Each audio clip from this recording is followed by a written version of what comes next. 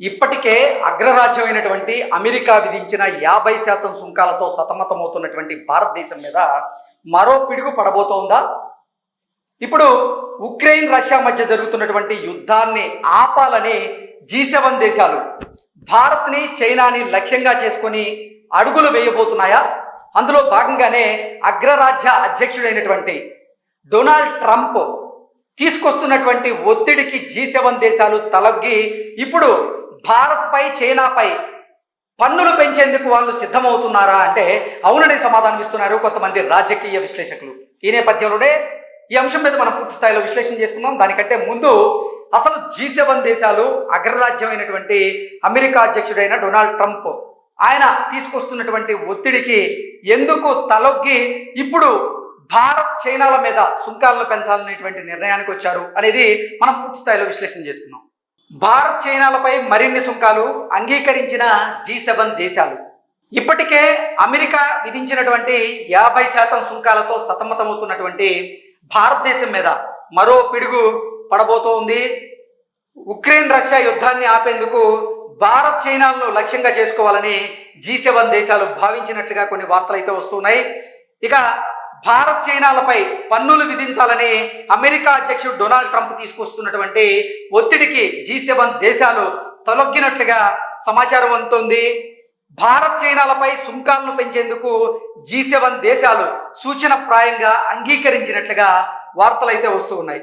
ఇక G7 దేశాలు ఎందుకు ఈ నిర్ణయానికి వచ్చాయి అనేది ఒకసారి మనం విశ్లేషణ చేసుకుంటే Canada, France, Germany, Italy, Japan, United Kingdom, America G7 దేశాల భాగస్వాములు.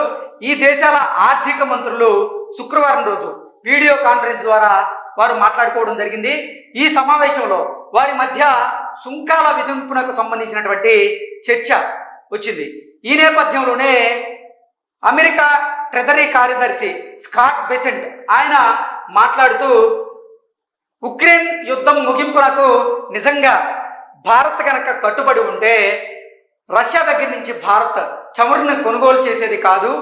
సో ఉక్రెయిన్ రష్యా మధ్య జరుగుతున్నటువంటి యుద్ధాన్ని ఆపేందుకు నిజంగా భారత్ కట్టుబడి లేదు అంటూ ఆయన పరోక్షంగా చెబుతూనే ఆ నేపథ్యంలోనే భారత్ చైనాలపై సుంకాలను విధించాలి అంటూ కూడా అమెరికా ట్రెజరీ కార్యదర్శి అయినటువంటి స్కాట్ బెసెంట్ ఆయన G7 దేశాలకైతే పిలుపునివ్వడం జరిగింది. ఇప్పటికే భారత దిగుమతుల మీద అమెరికా భారీ సుంకాలను విధిస్తున్న మాట మనకి ఆయన తెలియజేశారు. అయితే నిజంగా చెప్పాలంటే తొలత అగ్రరాజ్యమైనటువంటి అమెరికా భారత దిగుమతుల మీద 50% సుంకాలు విధించింది.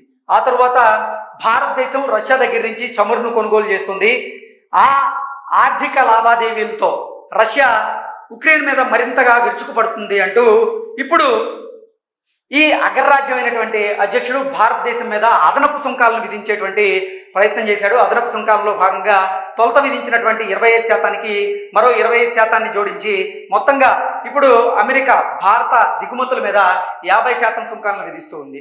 అమెరికా ఒత్తిడి మేరకు భారత్ చైనాలపై సుంకాలు విధించేందుకు ఆయా దేశాలు అంటే G7 దేశాలైనటువంటి Canada, France, Germany, Italy, Japan, United Kingdom, America G7 దేశాల భాగస్వాములు అంగీకరించినట్లుగా అంటే భారత్ చైనా మీద సుంకాలను పెంచేదానికి అంగీకరించినట్లుగా సమాచారం అందుతోంది.